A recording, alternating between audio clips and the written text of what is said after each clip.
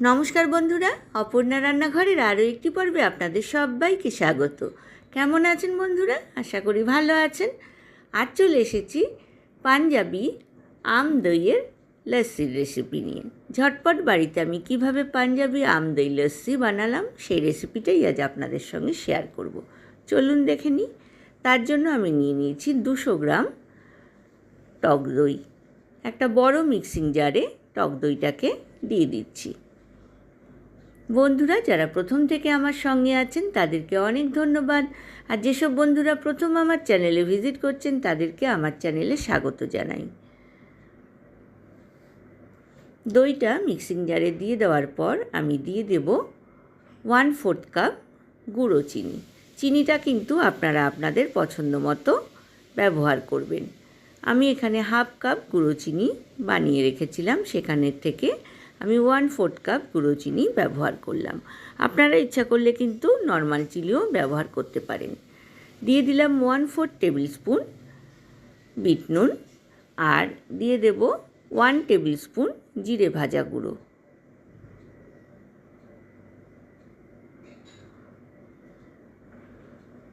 এইবার এর মধ্যে দিয়ে দিচ্ছি আইস কিউব। আমি মোটামুটি এখানে 9-10টা আইস কিউব ব্যবহার করেছি। কিছুটা আইস কিউব রেখে দিলাম ওপরে গার্নিশিং করে দেওয়ার জন্য। এইবার ঢাকনা বন্ধ করে দইয়ের সাথে সব কিছু নিয়ে আমি ব্লেন্ড করে নিলাম। দেখুন আমার কিন্তু ব্লেন্ড হয়ে গিয়েছে। এইবার এর মধ্যে আমি দিয়ে দেব আমের কাঠ। একটা হিমসাগর আম আমি খোসা ছাড়িয়ে ছোট টুকরো করে কেটে ছোট মিক্সিং জারে ব্লেন্ড করে নিয়েছিলাম, সেই আমের কাঠটাই এখানে ব্যবহার করলাম।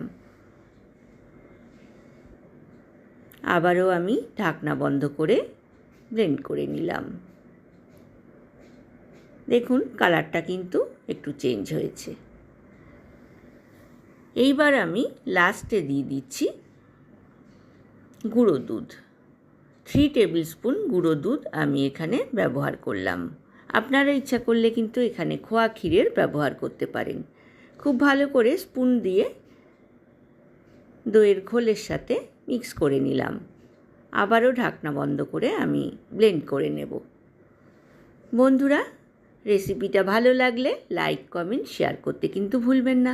পাশে থাকা বেল আইকনটা প্রেস করবেন, তাহলে আমার নতুন নতুন রান্নার নোটিফিকেশান বা আপডেট কিন্তু আপনার কাছে প্রথম পৌঁছবে। আমার ব্লেন্ড করা হয়ে গিয়েছে। 2টো কাচের গ্লাস নিয়ে নিলাম।